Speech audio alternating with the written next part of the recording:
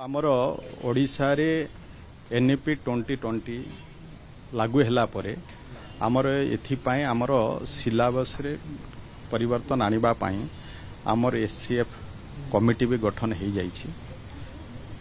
आउ सेथिपाई वर्तमान 1 रु 8 पर्यंत सिलेबस रे परिवर्तन हबो एवं सेटा आसंता जो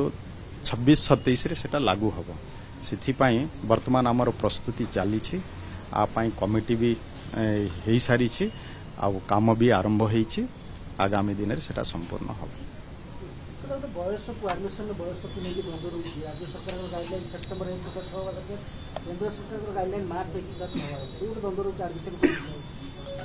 देखो निश्चय केंद्र सरकार जो अच्छी जे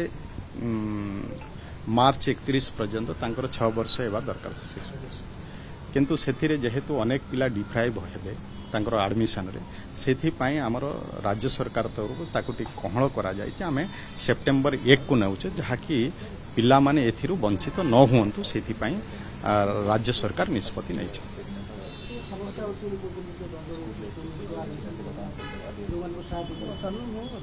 नहीं देखंतु आमे राज्य रु जहा करिचे